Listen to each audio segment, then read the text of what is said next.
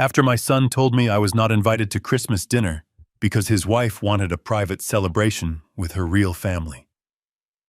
I did not scream, I did not cry, and I certainly did not beg.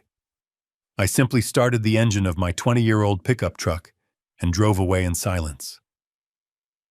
The only sound was the hum of the heater and the notification on my phone confirming an automatic transfer of $4,800 for his mortgage payment. I looked at the screen one last time and tapped cancel. 2 days passed in absolute silence, and then my phone lit up with 30 missed calls from him and his wife. I poured myself a glass of scotch, sat back in my recliner, and let it ring to 31. Before I continue this story, let me know where you are watching from in the comments below. Hit like and subscribe if you have ever had to remind someone who actually pays the bills.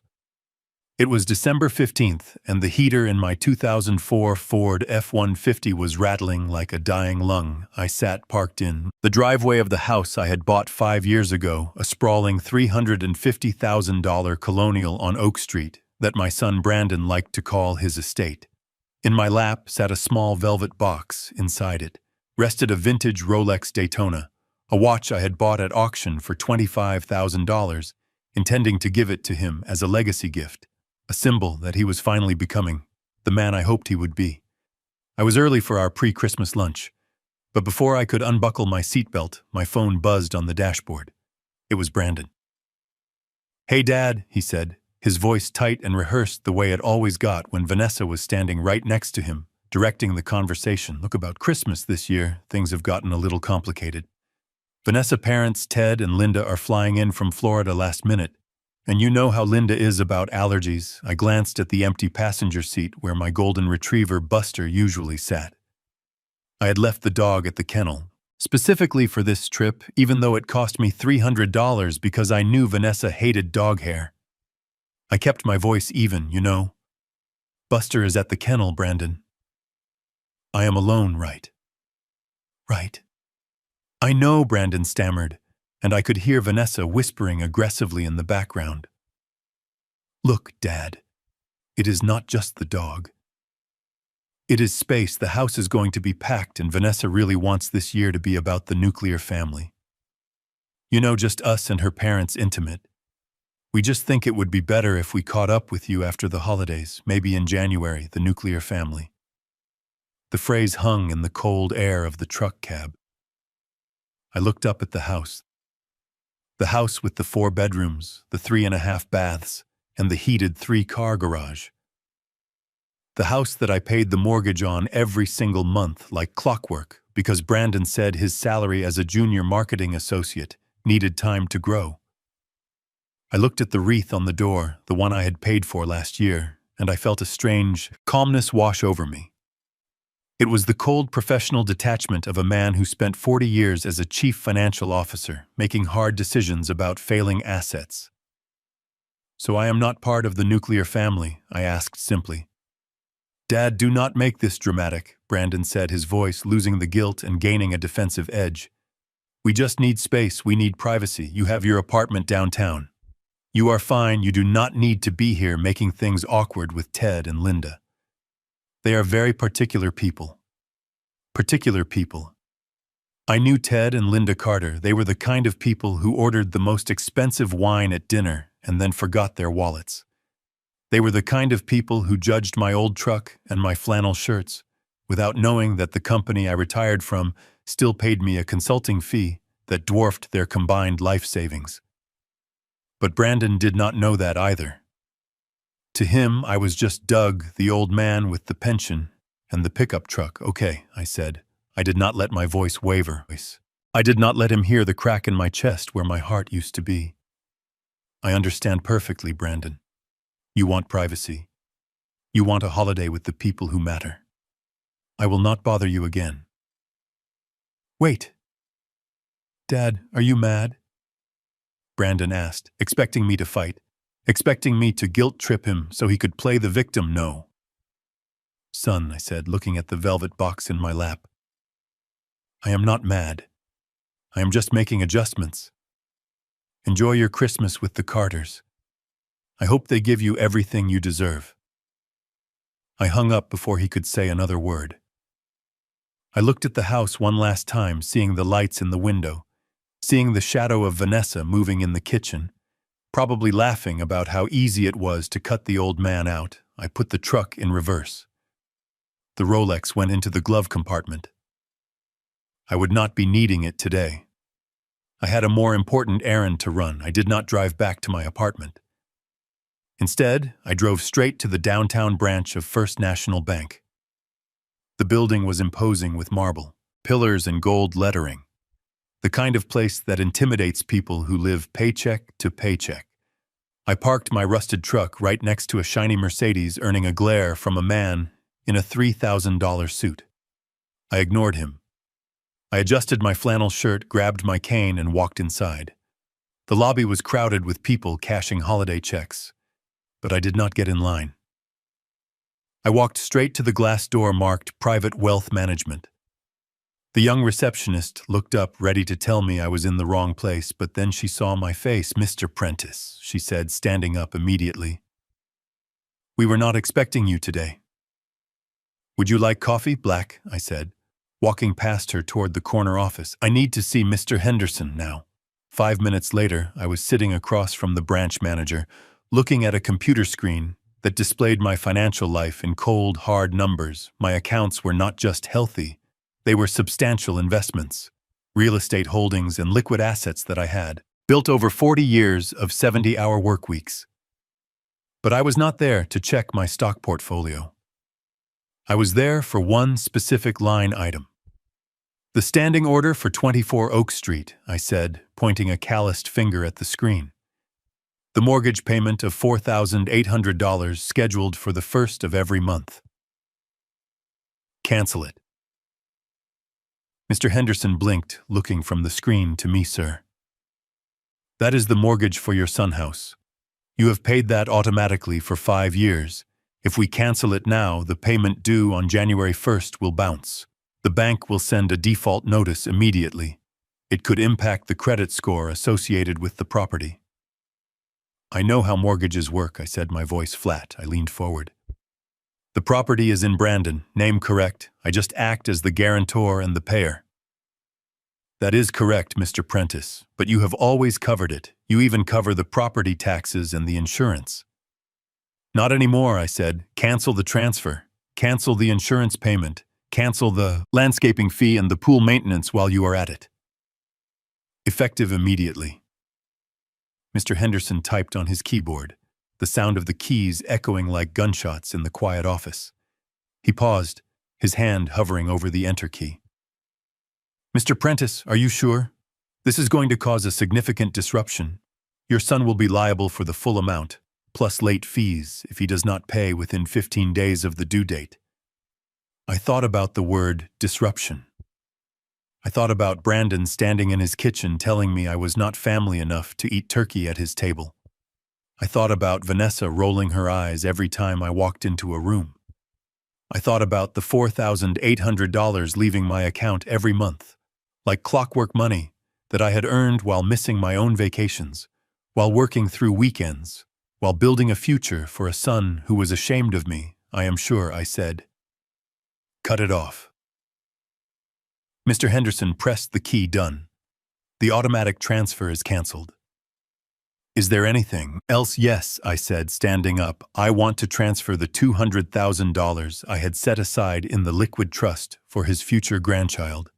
Move it to my personal travel fund. I think I am going to take a very long trip next year."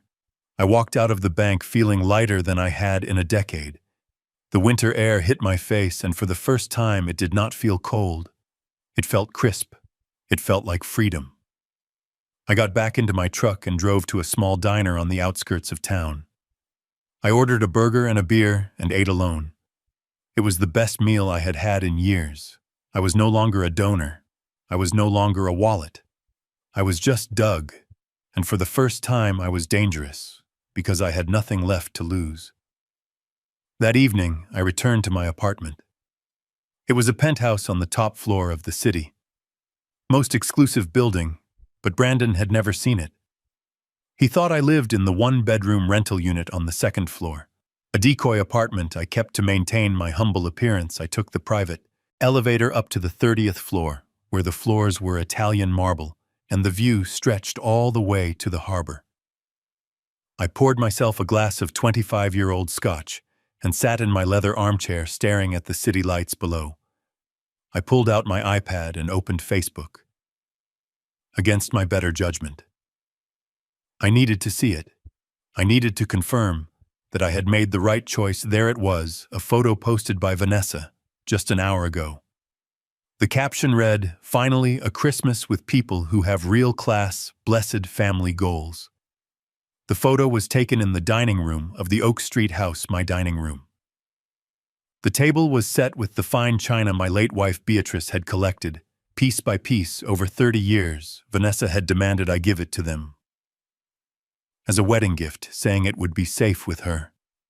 And there, at the head of the table in the chair that I had sat in for every major holiday for the last 5 years, sat Ted Carter. Ted was wearing a suit that looked too tight, holding a glass of wine that I knew came from the cellar I had stocked. He was laughing, his face flushed and red, looking like a king holding court in a castle. He did not pay a dime for. Linda was next to him, wearing a necklace that looked suspiciously like the one Beatrice had left for her future granddaughter. I zoomed in on the photo. Brandon was in the background, blurring slightly, serving them like a waiter. He looked exhausted, but he was smiling, that desperate, pleasing smile he used when he wanted approval.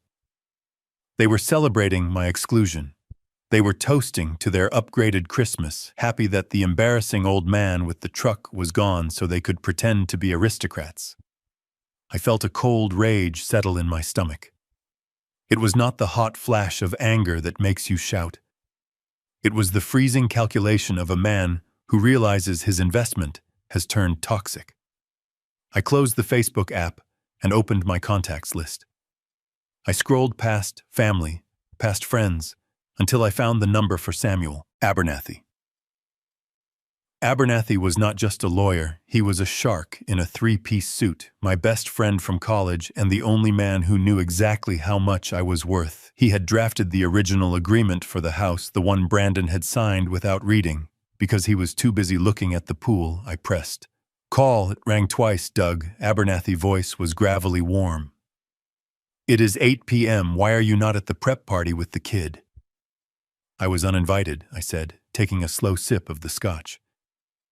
Silence on the line, then a low, dark chuckle.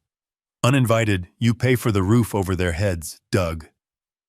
"Not anymore," I said. "I canceled the payments today, but that is not enough, Sam. I saw a picture. Ted Carter is sitting in my chair, drinking my wine. I want to activate the Prentice file." Abernathy whistled low. The Prentice file, the nuclear option. "You sure about this, Doug? Once we pull that trigger, there is no going back. That document contains the demand note, the second lien. It strips him of everything if he defaults. We are talking total financial ruin for the kid if he cannot pay up within 30 days. I looked at the photo again, at Ted. Carter's smug face at my son's weak smile at the caption about real class. "Execute it," I said softly. "Initiate clause 14B. I want the demand letter on his doorstep the morning after Christmas. Let them have their holiday, and then, Sam, I want you to take it all." I hung up the phone and walked to the window. The city below was busy with holiday shoppers, people rushing to buy gifts for people they loved. I watched them for a long time. The snow started to fall, dusting the world in white. It looked peaceful, but inside the penthouse, the war had just begun. My son wanted a Christmas without me. He wanted independence. He wanted to be a big man with his wife's fancy family. Well, I thought, finishing my drink, he is about to find out exactly how much being a big man costs. And the price is going to be a lot higher than $4,800 a month. January 1st is supposed to be a day of resolutions, a day of fresh starts and new beginnings. For me, it was simply a Tuesday on the Snake River, standing knee-deep in freezing water with a fly rod in my hand. The air was crisp enough to freeze the breath in my lungs, and the silence was absolute. Just the sound of the water rushing over the rocks and the rhythmic swish of my line cutting through the air. I had turned off the notifications for my emails, but I had left the ringer on for phone calls. Not because I wanted to talk to anyone, but because I knew the inevitable was coming, and a part of me, the cold calculator that had managed billion-dollar portfolios, wanted to know exactly when the bomb would detonate. It happened at 10:14 in the morning. The phone in my chest pocket vibrated against my heart, shattering the peace of the river. I did not need to look at the screen to know who it was. I reeled in my line, slowly set the rod against a large gray stone and pulled out the device. Brandon name flashed on the screen. I took a sip from my thermos of black coffee, letting the steam warm my face before I slid my thumb across the glass to answer. I did not say hello, I just listened. "Dad, what did you do?" The voice on the other end was not the voice of a 32-year-old man. It was the high-pitched panic of a teenager who had just crashed the family car. "There is a negative balance, Dad. A massive negative balance. The bank just took everything I had, and then they hit me with overdraft fees. What is going on? Did your transfer bounce?" I looked out at the river, watching a bald eagle circle overhead looking for prey. The contrast between the majesty of nature and the petty squabbling of my son was stark. "Happy New Year, Brandon," I said, my voice calm, steady, and completely devoid of the urgency he was projecting. "Happy New Year." "Are you crazy?" Brandon screamed, and I could hear the background noise of a television, probably the Rose Parade and the clinking of silverware. It sounded like they were having a brunch. "Did you hear me? The mortgage payment went through automatically, but your transfer was not there. The bank took $4,800 from my checking account, Dad. I have less than nothing in there right now. The auto draft triggered a cascade. I have 4 insufficient fund notices on my phone right now for the electric bill, the cable, and the gym membership. Fix this. You need to wire the money right now." I unscrewed the cap of my thermos and poured another cup. The steam rose in the cold air, swirling like smoke. I took my time answering, letting his panic fill the silence, letting him sweat. "I did not forget Brandon," I said. I canceled the standing order. The silence on the other end was total. It lasted for 5 seconds, 10 seconds. It was the sound of a worldview collapsing. "You what?" he whispered, his voice trembling. "You canceled it. Why would you do that? Is this about Christmas?" "Dad, seriously, is this because we wanted one holiday alone?" I chuckled softly, a dry sound that was lost in the wind. "It is not about Christmas, son. It is about respect. And it is about listening. I listened to you, Brandon. You were very clear. You told me you wanted privacy. You told me you wanted to focus on your nuclear family. You told me I was crowding you, so I stepped back. I continued watching the eagle dive toward the water. I am respecting your boundaries. Financial boundaries are part of that. If you want to be a private, independent nuclear family, you need to pay for your own roof. That is how independence works, but you cannot just stop paying without telling me, Brandon. Voice rose again, cracking with hysteria. You know I do not have that kind of liquidity in my operating account. My salary is decent, but it is not enough to cover the mortgage and everything else right now. Not this month, and why is that, Brandon? I asked. I knew his salary. He made 6 figures. It wasn't a fortune, but it was enough to cover the bills if he lived within his means. Why are you broke on the 1st of January? There was a hesitation, a pause that told me everything I needed to know. It was the pause of a man who knows he has done something incredibly stupid and is about to be found out. I had expenses, Brandon mumbled. What expenses? I pressed, my voice hardened, losing the casual indifference of the fisherman and adopting the tone of the CFO conducting an audit. Speak up. We bought a car, he said, his voice small. You have a perfectly good car, I said. I bought you that Lexus 3 years ago. It is paid off. We needed something bigger, Brandon said, getting defensive again, something better for the snow. And since Ted and Linda were coming, Vanessa wanted to pick them up in something that looked appropriate. We leased a Range Rover, Dad, a brand new one. The down payment was $6,000, plus the first month lease. I closed my eyes and rubbed the bridge of my nose. A Range Rover. He had blown his entire liquidity on a down payment for a luxury SUV, just to impress a father-in-law who was technically homeless and a mother-in-law who judged people by their shoes. He had drained his safety net to play chauffeur for two parasites, assuming that Daddy would keep paying the mortgage on the mansion. So let me get this straight, I said, my voice dropping to a dangerous whisper. You spent your own money on a luxury car to impress the Carters, and you just assumed I would cover the roof over your head. You prioritized looking rich over actually being solvent. It is not like that, Dad. Brandon stammered. We thought we could handle it. We thought your transfer was guaranteed. You never said it was conditional. Everything is conditional. Brandon, I said. Relationships are conditional, respect is conditional, and my money is definitely conditional.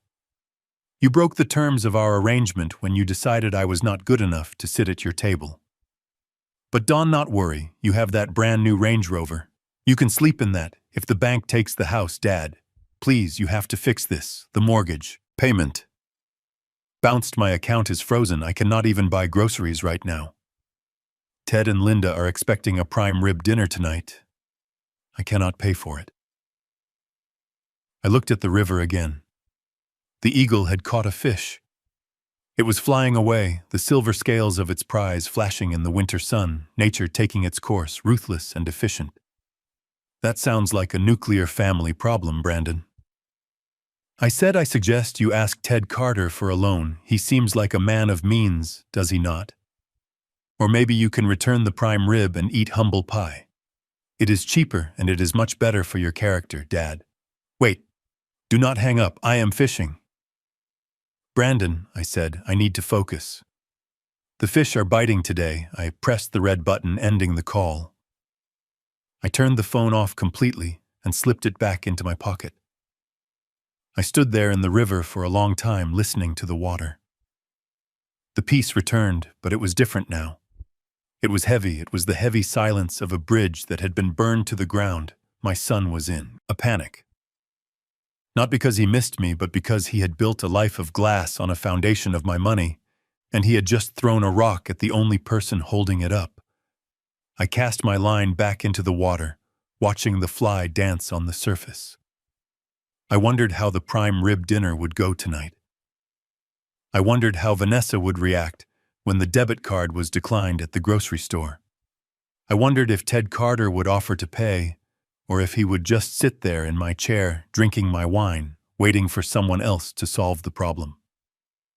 I caught 3 trout that day. I cleaned them right there on the bank, my hands numb from the cold. It was good, honest work, and as I drove back to the city, I knew this was just the first domino. The mortgage was just the beginning. Brandon had no idea how deep the hole really was. He had no idea about the insurance, the taxes, the utilities, the club memberships. He thought he was just missing one payment. He was about to find out he was missing an entire life support system. 2 days after I hung up on my son in the middle of the river, I sat in my study with a man named Julian, a private investigator who charged $300 an hour and was worth every penny. He handed me a thick manila folder filled with photographs and transcripts, detailing the events of January 1st inside the house I had paid for. The report painted a vivid picture of a sinking ship where the rats were already starting to turn on each other. It seems the prime rib dinner never made it to the table and the nuclear family was undergoing a meltdown. Julian told me that shortly after my phone call with Brandon. The atmosphere in the house shifted from celebration to panic. Brandon had tried to salvage the evening by going to the high-end butcher shop in town, intending to buy the $300 worth of prime beef Ted Carter was expecting. But when he got to the register, his debit card was declined. The bank had frozen his assets instantly, just as I predicted he had to. leave the groceries on the counter, walking out past a line of neighbors who watched him crumble. He returned home not with a feast, but with a humiliating assortment of frozen pizzas and instant noodles he had purchased with the loose cash and coins found in the center console of his new Range Rover. The scene at the dining table that night was a masterpiece of dysfunction, described to me in delicious detail by Julian, who had sources close to the family. The fine china I had gifted them was set, but instead of a roast, it held blocks of congealed ramen and burnt pizza crusts. Ted Carter sat at the head of the table, staring down at the food with the disdain of a monarch served mud. He poked at the noodles with his silver fork, looking around the room, as if waiting for the real servants to appear with the real dinner. Linda was shivering, pulling her cashmere wrap tighter around her shoulders, because the smart thermostat, which I paid the monthly subscription for, had automatically reverted to eco mode to save energy, dropping the house temperature to a chilly 60 degrees. She complained loudly, asking why the fireplace wasn't lit, oblivious to the fact that the gas starter required a service fee that was no longer being auto-drafted. Vanessa, however, was the conductor of this train wreck. She was pacing the room, a glass of the last bottle of good wine in her hand, trying to spin the disaster into a narrative of victory. She was not eating, she was speechifying. She told Brandon to stop checking his banking app. She told him I was just a bitter old man throwing a senile tantrum, a lonely controller trying to buy affection, she said. Do not call him back, Brandon. He is bluffing. He is trying to manipulate us with money. But we have dignity. If you call him now, you are letting him win. He will pay it next week. He loves his reputation too much to let this house go into foreclosure. Just wait him out. Brandon sat with his head in his hands, the reality of his financial ruin pressing down on him. Tried to explain that the bank fees were piling up by the hour, that the mortgage was already technically late, but Vanessa cut him off with a sharp laugh. She called him weak. She told him he needed to stand up to his father to show me that they didn't need my charity, even as they sat in the dark eating food meant for college students. Then Ted Carter spoke up, wiping cheap tomato sauce from his lip. He did not offer to help. He did not pull out his wallet to cover the groceries or the bills. He looked at Brandon not with sympathy, but with the annoyance of a guest at a 5-star hotel where the service has suddenly slipped.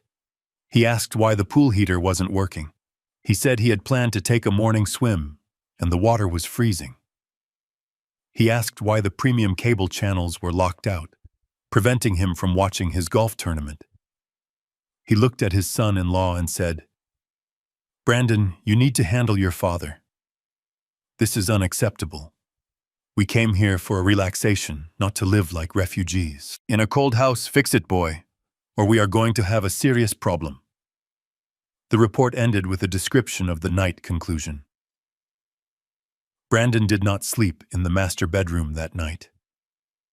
Vanessa locked him out, telling him to sleep in the guest room until he grew a spine. He spent the first night of the new year on a lumpy mattress, listening to his in-laws complain. In the next room, while I slept soundly in my penthouse wrapped in silk sheets. The chaos was not just financial, it was structural. The foundation of their happiness was my checkbook, and without it, the walls were already caving in. I closed the folder and felt a cold satisfaction. The lesson had just begun, and they had no idea how much worse it was going to get. January 15th arrived with the gray, relentless precision of a tax audit. It is a date that holds no significance for the sentimental, but for a man of finance. It is a deadline etched in stone. It is the day the grace period ends, the day the polite reminders from the bank turn into legal threats, and the day the infrastructure of a subsidized life officially collapses. I sat in my office high above the city, watching the snow fall against the glass, sipping my coffee and waiting. The clock struck 9 in the morning, and I knew that across town in the house on Oak Street, the digital heartbeat of my son's life had just flatlined. I knew this because I was the administrator on the account. The internet service provider, a company that did not offer extensions for missed payments, had scheduled the disconnection for 9 a.m. sharp. Julian, my investigator, later described the scene to me with the dry precision of a war correspondent narrating a siege. The house went dark, not literally, but digitally. The high-speed fiber optic connection that powered their smart TVs, their tablets, their phones, and their connection to the outside world simply vanished. Ted Carter was the first to notice. He had been sitting in the living room, wrapped in a blanket, because the heat was still set to eco mode, trying to check his stock portfolio on his laptop. Or at least pretending to check it. I always suspected Ted's portfolio was as empty as his promises.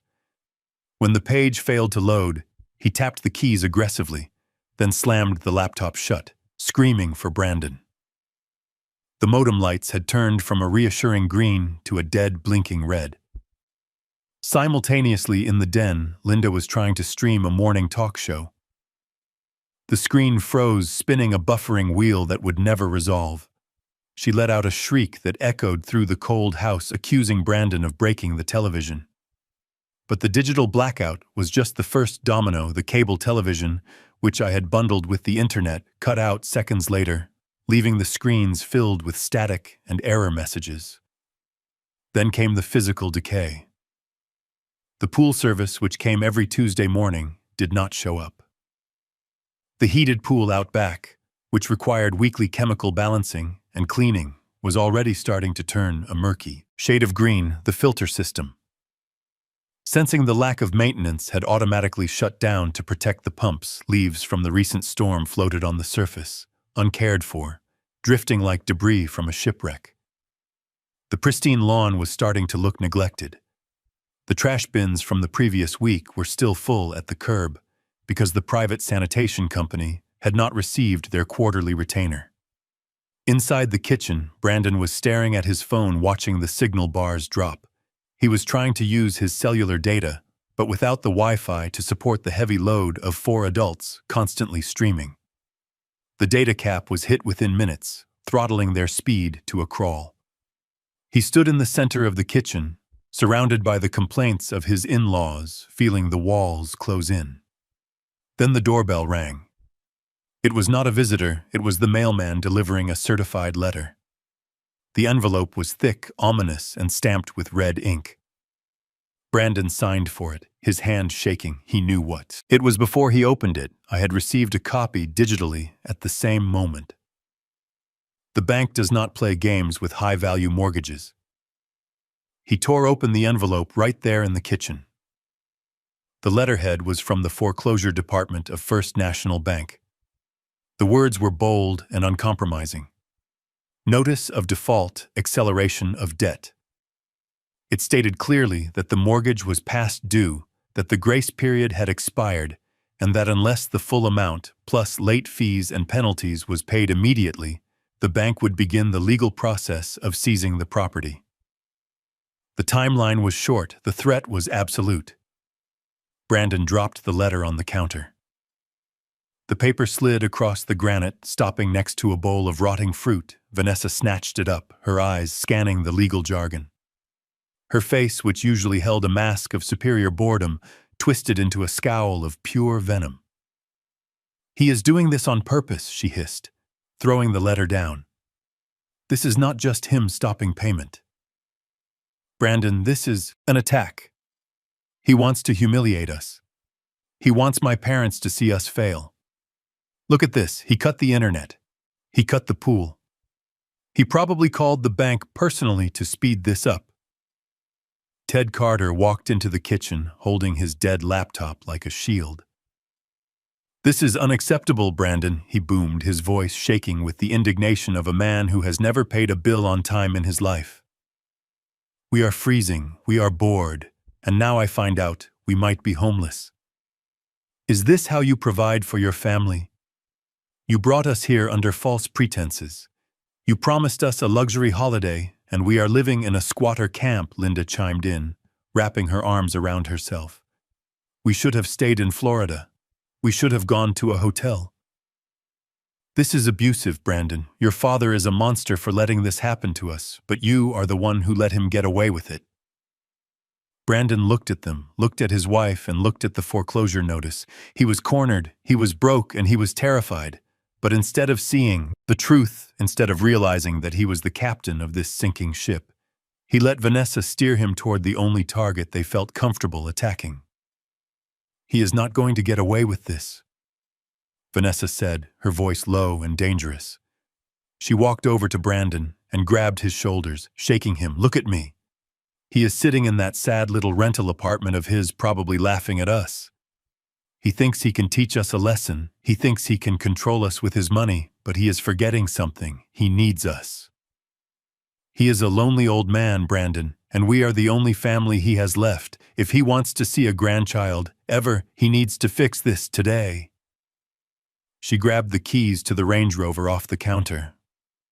The car was the only thing they had left that felt expensive, even though the lease payment was already late. "Get your coat," she ordered Brandon. "We are going there right now. We are going to drive to his apartment, and we are going to confront him. We are not going to ask Brandon. We are going to demand. You are going to tell him that if he does not turn the lights back on and pay this mortgage immediately, he will never see us again. He will die alone in that apartment. Is that clear?" Brandon nodded, his eyes wide and fearful, but also lighting up with a misplaced anger. He needed a villain, and Vanessa had just handed him one. He grabbed his coat, buttoning it up to hide the trembling in his hands. "You are right," he said, his voice gaining a false strength. "He owes us this. He promised to support us. He cannot just pull the rug out because his feelings are hurt. Let it go." They marched out of the house, leaving Ted and Linda in the cold, dark kitchen. The Range Rover roared to life in the driveway, the engine growling like a beast. I watched the GPS tracker on the vehicle activate on my screen. They were moving. They were heading toward the city, toward the address they thought was my home, the modest 2-bedroom rental I kept as a decoy. I sat back in my leather chair in the penthouse 30 floors above the street and smiled. They were coming to demand, they were coming to threaten, and they were coming to a place where I was not. But they were also coming to the city where I held all the cards. I picked up my phone and called the building manager of the rental property, a man. I paid very well to be discreet. "Mr. Martinez," I said. "They are on their way. Let them up, let them knock, and when they realize I am not there, give them the envelope." I left at the front desk. I hung up and turned my chair toward the window, watching the snow swirl around the skyscrapers. The confrontation they wanted was not the one they were going to get. They thought they were driving to intimidate a helpless father. They were actually driving straight into a trap that had been set 5 years ago, and the jaws were about to snap shut. The elevator that opened directly into my living room was a private express line from the lobby, a mechanical marvel that moved so smoothly you could balance a nickel on its edge. While it climbed 30 stories, I stood in the center of the room waiting. The envelope I had left for them at the rental desk contained only a key card and a floor number. I wanted them to come to me. I wanted them to make the journey from the cold, slushy street up into the clouds. I wanted the physical ascension to mirror the reality check they were about to receive. I was wearing a midnight blue silk dressing gown, the kind that costs more than a decent suit, paired with velvet slippers that had never touched a sidewalk. In my hand, I held a crystal glass filled with a 1982 Bordeaux, a wine that breathed money. The room was dim, lit only by the city skyline glowing through the floor-to-ceiling windows and the soft amber light of the fireplace. The elevator chime was soft, a polite announcement of the incoming storm. The brushed steel doors slid open, revealing Brandon and Vanessa. They looked like drowned rats. Their coats were damp from the snow, their faces flushed with the biting cold and the heat of their rage. Vanessa was mid-sentence, her finger pointed at the empty air, ready to jab into my chest. "You listen to me, you old!" She started storming out of the elevator, but the sentence died in her throat. She stopped dead. Brandon bumped into her back, stumbling forward. They both froze. The anger that had propelled them across the city hit a wall of sheer, unadulterated opulence. They looked at the Italian marble floors, the baby grand piano in the corner, the original oil paintings on the walls, and the panoramic view of the city that sparkled like a jewelry box below them. Their eyes finally landed on me, standing by the fireplace swirling my wine, looking like the owner of the world. "Dad," Brandon whispered, his voice echoing in the vast room. "What is this? Where are we?" I took a slow sip of the Bordeaux, letting the tannins settle on my tongue. "Welcome home, son," I said, my voice calm, velvety. Or rather, welcome to my home, the one you never bothered to ask about. Vanessa recovered first. Her eyes darted around the room, calculating, appraising. The shock was replaced by a new kind of fury. The fury of someone who realizes they have been sitting on a gold mine without a shovel. She marched toward me, her wet boots squeaking on the marble. "You hid this," she hissed.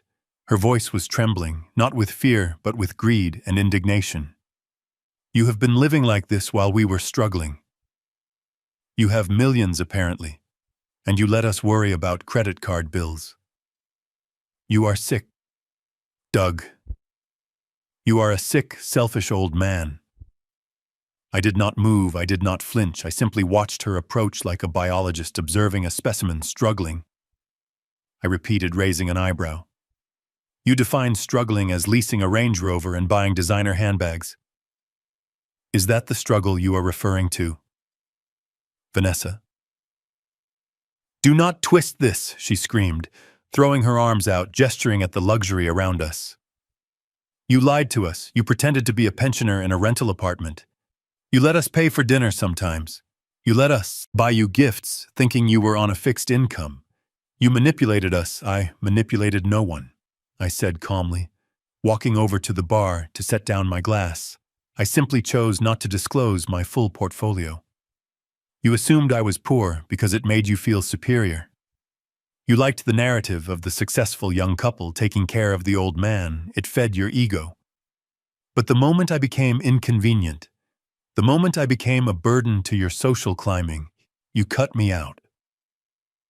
Brandon walked further into the room, looking at a framed photo on the mantel.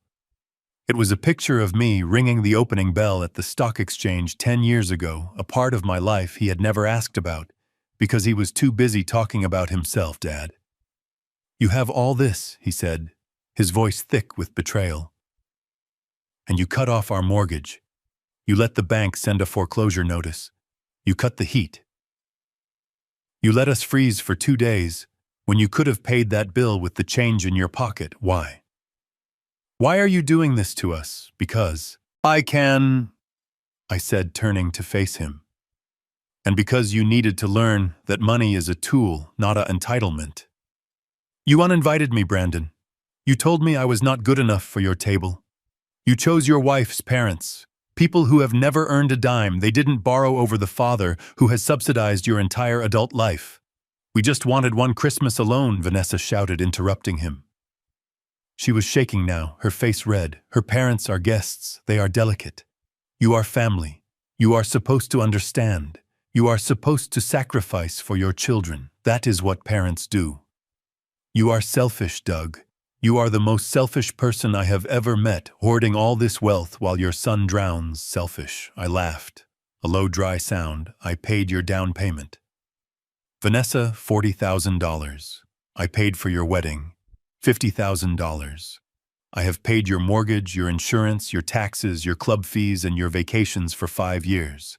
That totals nearly $500,000, if that is selfishness. I would hate to see your definition of generosity." "That is different," she argued, stepping closer, her perfume clashing with the smell of the wood smoke. "It is your duty. You have so much, and we are just starting out. We are your legacy if you let us fail. You look bad, my legacy." I picked up the poker and adjusted a log in the fire, sending sparks up the chimney. "My legacy is not a house you cannot afford, or a car you lease to impress strangers. My legacy was supposed to be a son with integrity, a son who values loyalty over appearances. But looking at you now, standing in my living room demanding my money after spitting in my face, I see I have made a poor investment. Brandon looked up from the floor. Dad, please, we can fix this. Just turn the transfers back on, please. The Carters are at the house. We look like fools. I turned to face them, fully tightening the belt of my silk robe. You look like fools because you are fools, I said, my voice dropping an octave. Losing all warmth, you brought parasites into your home and tried to feed them with my blood, and now you are mad that the vein has dried up. You owe us, Vanessa shrieked, losing control completely. She looked like she wanted to attack me, but the sheer scale of the room held her back. You owe us for the time we spent with you. You owe us for the grandkids we might give you someday. You think you can just buy peace and quiet. You are going to die alone in this penthouse, Doug, and we won't be there. I smiled a cold, humorless smile that didn't reach my eyes. That is the plan, Vanessa. I would rather die alone in peace than live surrounded by vultures waiting to pick my bones clean. I walked over to the wall panel and pressed a button. The elevator doors slid open again, waiting. Get out, I said softly. Brandon looked at me, tears welling in his eyes. Dad, please, do not do this. We have nowhere to go. You have a Range Rover, I said, and you have the Carters. I am sure Ted has a brilliant plan to save you. Maybe he can sell some of his stories. Go home, Brandon. Or go wherever you want. But get out of my house. Vanessa grabbed Brandon's arm, dragging him toward the elevator. She looked at me with a hatred so pure it was almost impressive. You will regret this, she spat. You will come crawling back when you get sick, when you need someone to change your diapers. We will remember this. I picked up my wine glass and toasted her. I am counting on it, my dear. Now goodbye. They stepped into the elevator, Vanessa still shouting curses, Brandon looking back at me with the eyes of a lost child. The doors slid shut, cutting off their noise, restoring the silence of the penthouse.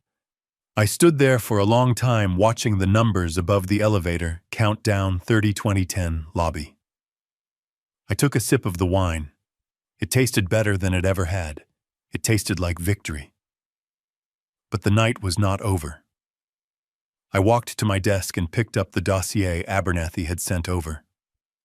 The private investigator's report on Ted Carter. It was time for the second phase. First lesson was about money.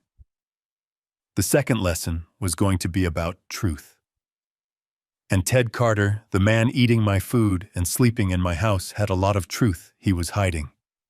The silence in the penthouse after the elevator doors slid shut was heavy, but it was the good kind of heavy. It was the weight of a decision finally made, the settling of dust after a demolition. I finished my wine, placing the crystal glass on the coaster with a deliberate click. My son and his wife were gone, retreating back to the cold reality of their unheated house, but my work for the evening was not finished. I walked over to my mahogany desk, where the thick manila envelope from Julian sat under the glow of the banker's lamp. It was time to look at the second ledger. I sat down and cut the seal with a letter opener. The dossier was comprehensive. Julian did not just find dirt, he excavated it. The first thing that slid out was a photograph of Ted Carter, not at a country club or on a yacht, but walking out of a bankruptcy court in Fort Lauderdale, looking disheveled and angry. I picked up the summary sheet and began to read. The narrative of the wealthy, retired Florida businessman crumbled with every line. Ted Carter was not retired, he was hiding. According to the court documents attached to the file, Theodore Carter had filed for Chapter 7, bankruptcy, 3 months ago, but the trustee had flagged the filing for fraud. Apparently, Ted had tried to hide assets, funneling cash into shell accounts to avoid paying a judgment from a failed real estate venture that looked suspiciously like a Ponzi scheme. He was not just broke, he was actively being hunted by creditors and process servers in the state of Florida. I turned the page and found a copy of a foreclosure notice for a condo in Boca Raton. It was dated November 1st. The bank had taken possession. The luxury life Vanessa bragged about, the estate she claimed her parents were downsizing from, did not exist. They had been evicted.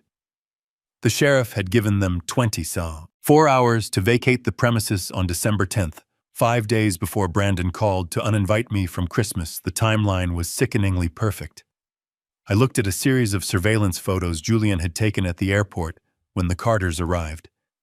I had not seen these before. In the photos, Ted and Linda were standing at the baggage claim. They did not have the usual 2 suitcases for a holiday visit.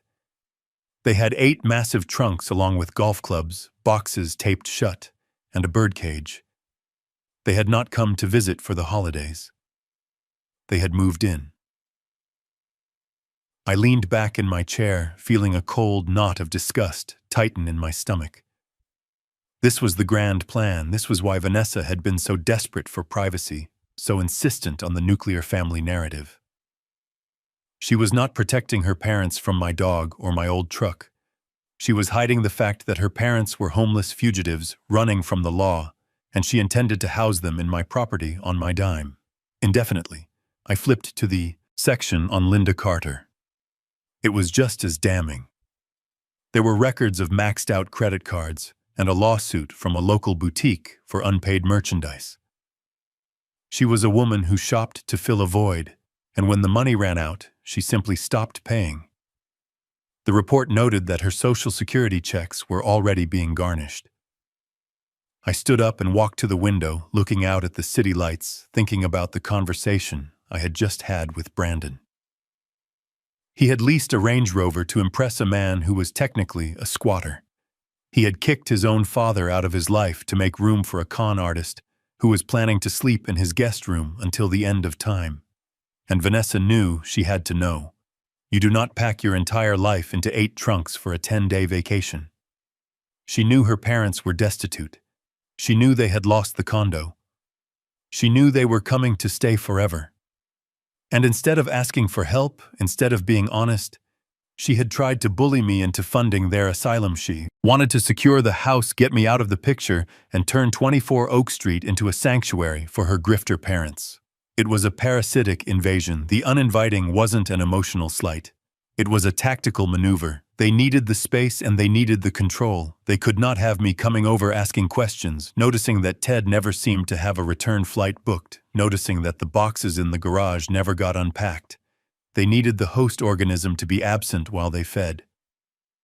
I looked at the photo of Ted Carter again, at his arrogant sneer, even as he walked out of bankruptcy court. He was a man who believed the world owed him a living. He was currently sleeping in a bed. I paid for eating food. I paid for, and complaining about the temperature I paid for. I picked up the phone and dialed Abernathy number. "Even though it was late, Sam," I said. When he answered, I just finished the Carter file. "It is worse than we thought. He is not just a moocher, he is running from a fraud indictment in Florida." I heard the rustle of papers on the other end.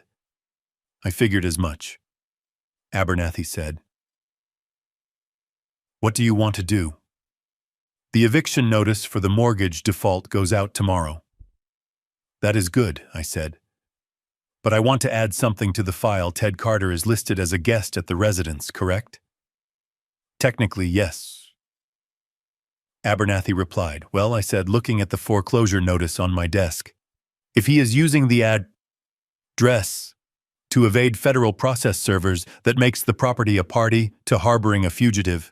Does it not?" Abernathy laughed, a low, dry sound. "Doug, you are a vicious man. I like it. I will make a call to the Florida trustee's office in the morning, giving them an updated address for Mr. Carter. I am sure they will be very interested to know where he is hiding his golf clubs." "Do it," I said. "And Sam, accelerate the foreclosure. I do not want them getting comfortable. They think they found a lifeboat. I want them to realize they jumped onto the Titanic." "Huh?"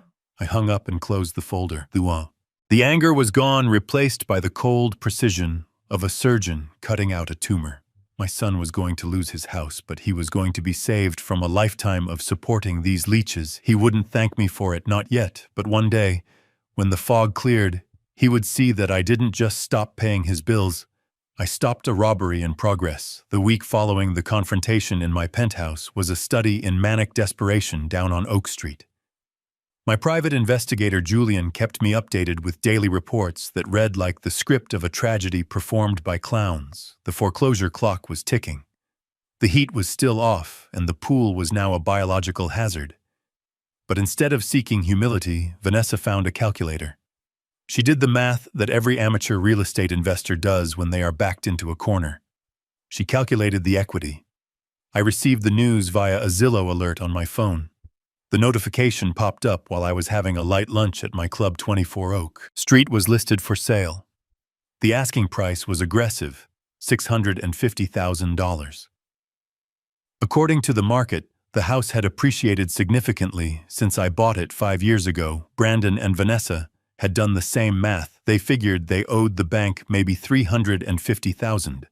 If they sold for $650,000, even after fees, they would walk away with nearly $250,000 in cash. It was their golden parachute. Vanessa had convinced Brandon that this was the ultimate power move. They would sell the house, pay off the bank debts, lease a trendy downtown loft, and still have enough cash to buy a new wardrobe and keep Ted and Linda in the lifestyle to which they felt entitled. They saw the house not as a home I had provided, but as a piggy bank. They were about to smash open. Julian told me the atmosphere in the house shifted overnight from doom to frantic optimism. They hired a staging company, paying the deposit on a credit card that hadn't been declined, yet probably one of Linda's secret emergency cards. They spent 3 days scrubbing the neglect from the property. They bought space heaters to warm the rooms during showings, hiding them behind furniture, so potential buyers wouldn't realize the central heat was dead. They shocked the pool with so much chlorine the fumes could be smelled from the street, trying to turn the green swamp back into blue for just long enough to fool a buyer. I drove by the house the day before the open house purely as an observer. The for sale sign was planted in the front lawn, bold and arrogant. A streamer of balloons bobbed in the cold wind. I saw Brandon in the driveway, power washing the siding, trying to blast away the evidence of his own laziness. He looked determined. He looked hopeful, and he looked like a man who thought he had found a checkmate. I picked up my phone and called Abernathy. "Sam," I said, watching my son spray water onto the frozen driveway. "They listed it. They are going for a quick sale, open house. Is tomorrow." I heard the rustle of paper on the other end. "Good," Abernathy said. "Let them dig. The title search hasn't happened yet. When a buyer gets serious, the title company will pull the records. That is when they will see the lien." "No," I said, interrupting him. "I don't want the title company to flag it quietly. I don't want a realtor whispering bad news to them over the phone. I want them to get an offer. I want them to accept it. I want them to walk into the closing room thinking they are minutes away from a $200,000 check. I want them to taste the champagne, Sam. And then I want you to walk in." "You are a cruel man," Doug Abernathy said with a chuckle.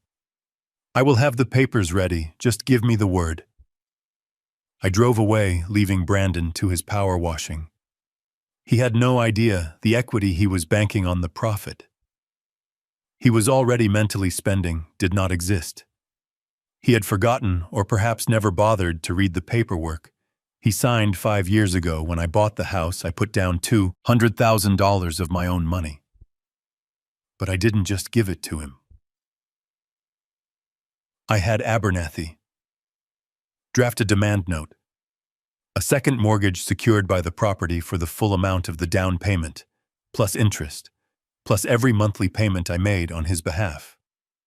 It was a safety mechanism, a dormant lien designed to protect my investment, in case he ever tried to sell the house without my permission, or in case he decided to cut me out of his life. Technically, the house had zero equity. In fact, with the interest accrued, Brandon was underwater. He owed me more than the house was worth. If he sold it, every single penny from the sale would go to the bank first, and then to me. He would walk away with nothing but the closing costs and the broker fees. The open house on Sunday was a circus. The real estate agent, a friend of Vanessa S. named Chloe who wore too much perfume and didn't check title records, managed to pack the place. The driveway was full of cars. People were walking through the rooms marveling at the crown molding and the chef kitchen. Unaware that the gas was turned off, Vanessa was holding court in the living room wearing a white coat to hide her shivering, smiling like a lottery winner. She was telling anyone who would listen that they were downsizing because they wanted to travel more to be free of the burden of such a large estate. Ted Carter was there too, acting like the lord of the manor. He was drinking the last of my scotch, telling prospective buyers about the improvements he had supposedly overseen, pointing out the craftsmanship of the deck, as if he had built it himself. He looked smug, safe in the knowledge that his daughter's equity would fund his next few months of hiding from the Florida authorities. I sat in my car down the street watching the parade. It was the height of their arrogance. They were selling my gift to pay for their betrayal. They were standing in the house I paid for, selling it to strangers to finance their escape from the consequences of their actions. By Monday morning, they had 3 offers. By Tuesday, they had accepted one well over the asking price, an all-cash offer from a developer who wanted a quick close, and it was perfect. The speed was exactly what they wanted and exactly what I needed. Brandon called me on Wednesday. His voice was smug, dripping with a false magnanimity. "Dad," he said, "just wanted to let you know. We sold the house. We got a great price. We are closing next week. We are going to pay off the bank and move on. We don't need your money anymore." We handled it. I listened to his bravado, feeling a twinge of pity mixed with the resolve of a surgeon holding the scalpel. "That is good, Brandon," I said sincerely. "I am glad you found a solution. I hope the closing goes smoothly." "It will," he assured me. "We have a great lawyer, Vanessa S. friend. We are finally going to be independent." Dad, really independent. I hung up and looked at the calendar. The closing was set for Friday at 10 a.m. at the title company downtown. I called Abernathy. "Friday at 10, I said. "Bring the demand note. And Sam, bring the calculator. I want them to see the exact math. I want them to see exactly how much their independence costs." The trap was set. They were walking into that closing room expecting a payday. They were going to leave with a debt, and the look on Vanessa S.'s face when she realized her golden parachute was actually an anvil was something I was willing to pay any price to see. The conference room at Centennial Title smelled of cheap hazelnut coffee and premature victory.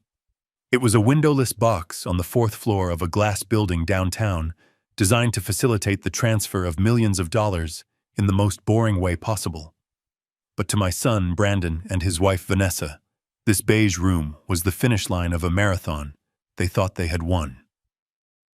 I watched them through the glass partition. Before I entered, Brandon was spinning a pen in his fingers, leaning back in his chair with a relaxed posture I had not seen in months. He looked like a man who had just successfully defused a bomb, unaware that he was actually sitting on a landmine. Vanessa was vibrating with energy, tapping furiously on her phone, probably texting her mother Linda about the impending windfall. She was wearing a white coat and sunglasses perched on her head, looking every inch the wealthy socialite she pretended to be. The buyer was there too, a developer named Mr. Sterling, who looked at his watch every 30 seconds, clearly anxious to sign the papers and get back to a real job. The escrow officer, a woman named Sarah, was organizing a stack of documents inches high. Preparing for the final signatures, I checked my own watch. It was 9:58 a.m. Samuel Abernathy stood next to me, adjusting his cufflinks. He held a black leather portfolio under his arm, thin, elegant, and devastating. Inside it was a single piece of paper that weighed more than the entire house on Oak Street. "Ready, Sam?" I asked quietly. Abernathy smiled a shark-like grin that showed too many teeth always dug. "Let us go ruin a party." I pushed the door open. The heavy oak swung inward with a solid thud.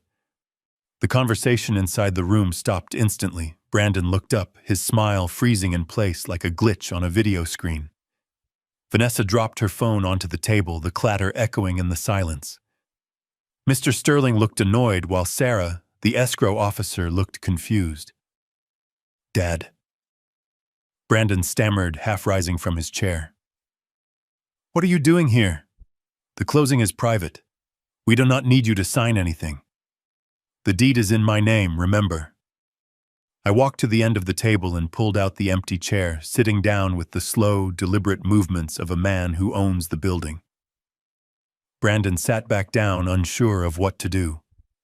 His eyes darted to Vanessa, seeking instruction, but for once she looked just as lost as he did.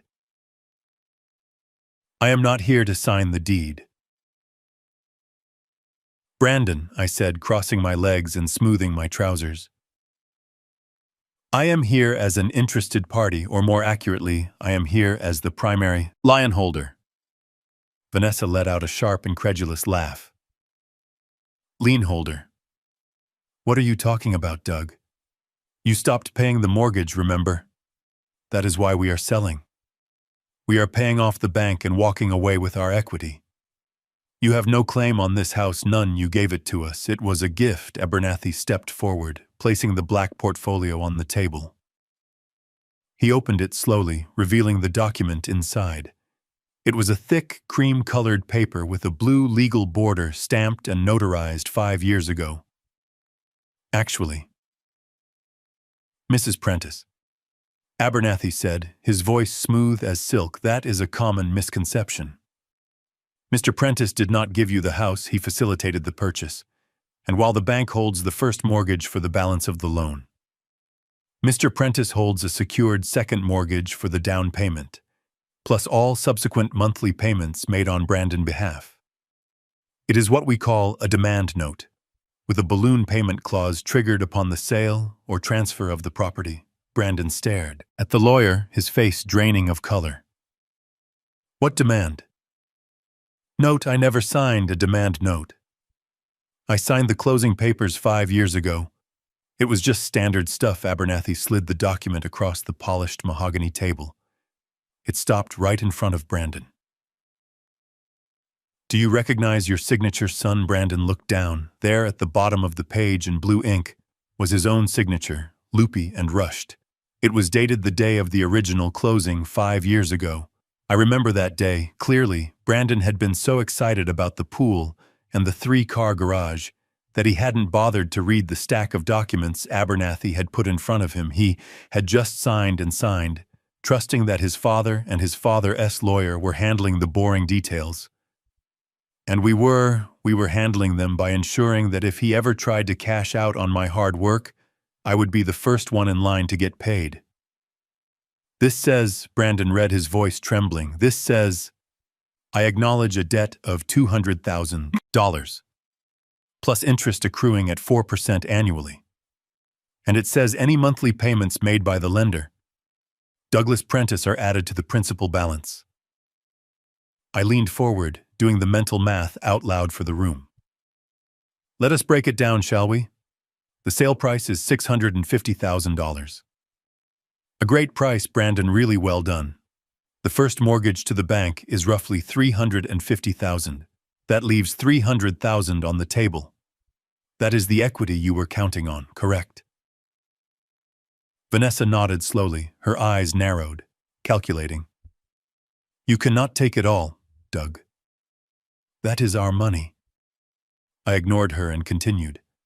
"The down payment I provided was $200,000, with 5 years of interest. That is now roughly $240,000. Then there are the monthly mortgage payments I made for 60 months at $4,800 a month.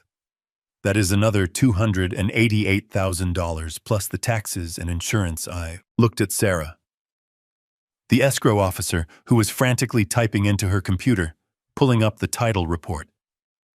"Update that Abernathy had filed that morning, Sarah.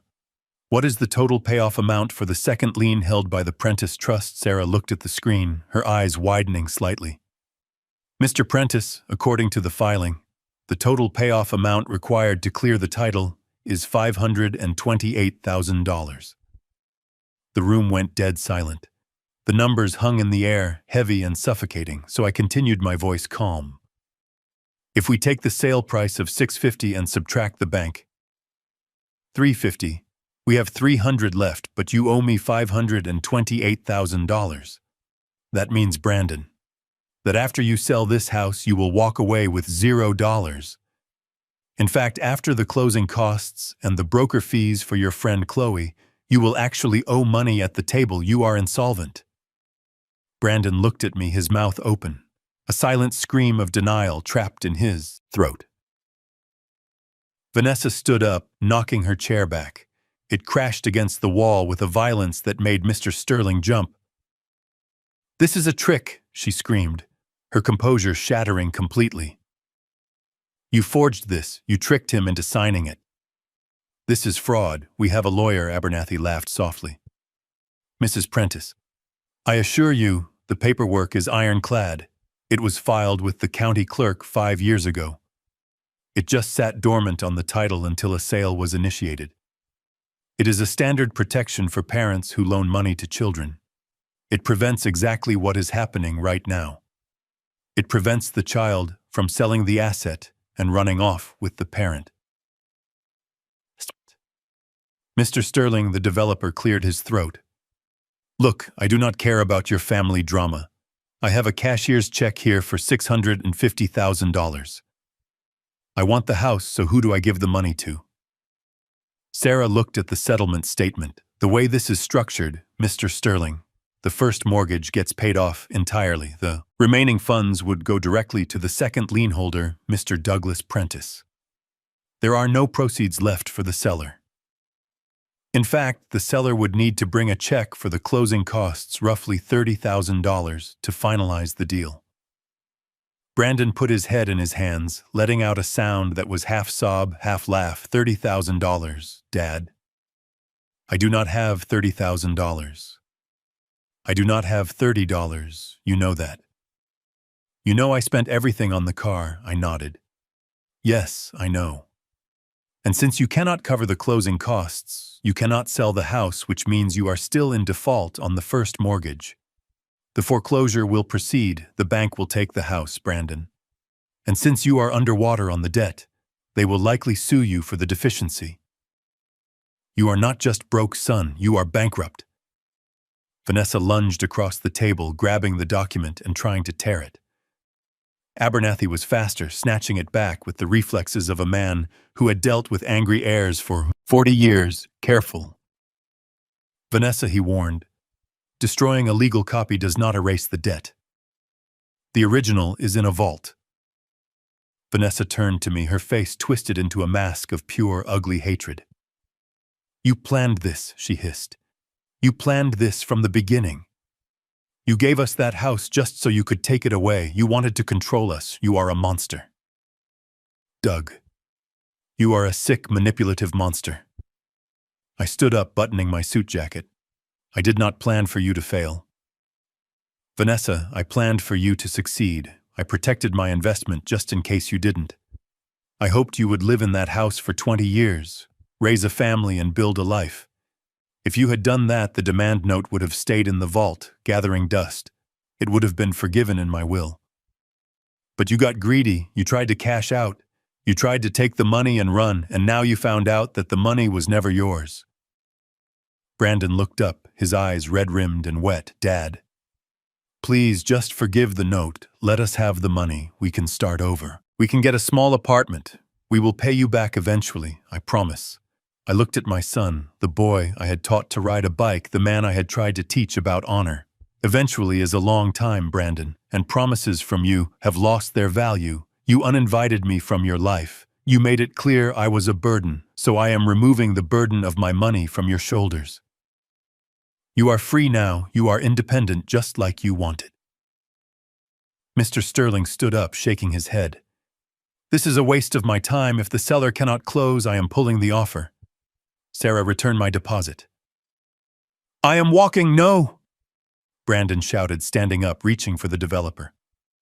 "Wait, we can work something out." Sterling ignored him, walking out the door without looking back. The deal was dead. The money was gone. The house was lost. I turned to Abernathy. "Let us go, Sam. I think we are done here." We walked out of the conference room, leaving Brandon and Vanessa standing in the wreckage of their future. As the door closed behind us, I heard Vanessa scream a primal sound of rage and despair. It echoed down the hallway, but I did not stop walking. I felt a strange emptiness in my chest, a hollow space where hope used to be. But it was better than the fool. It's paradise I had been living in. I had cut off the limb to save the body. It hurt, but it was necessary. And as I stepped into the elevator, I knew the hardest part was over. Now I just had to watch them fall. The silence in the conference room was not empty. It was heavy, compressed by the weight of a number that had just sucked the oxygen out of the air. $528,000, Sarah. The escrow officer had spoken the figure with the professional detachment of an undertaker, reading a death certificate. But to my son Brandon and his wife Vanessa, it was the sound of a guillotine blade hitting the block. I watched Brandon's face. The color had drained away, leaving him a sickly shade of gray. He was looking at the settlement statement on the table, his eyes darting back and forth between the sale price and the lien amount, trying to find a mathematical loophole that did not exist. He was moving his lips silently, doing the arithmetic of a desperate man. "Let us be precise," I said, leaning forward and tapping the mahogany table with my index finger, drawing their attention away from their panic and back to the cold, hard reality. I want everyone in this room to understand the equation perfectly. The sale price is $650,000. A commendable figure, but the bank takes their cut first. The first mortgage payoff is $350,000. That leaves exactly $300,000 of gross equity. Vanessa looked up and her eyes wild with a mixture of fear and fury. "But that is enough," she snapped, her voice cracking. "It is $300,000, Doug. That is our money. You cannot just erase it with a piece of paper."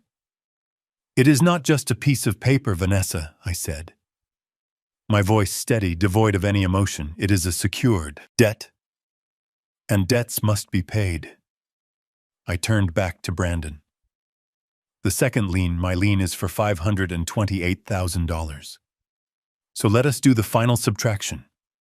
300,000 minus 528,000 equals negative $228,000. I let the number hang in the air. Negative $228,000. That means I continued enjoying the absolute horror dawning on my son's face that you are not walking away with a check. Brandon, you are walking away with a deficiency. You are insolvent. The moment you sign those papers, you are technically bankrupt. You do not have enough equity to cover the debts secured by this property. You are underwater by $250,000.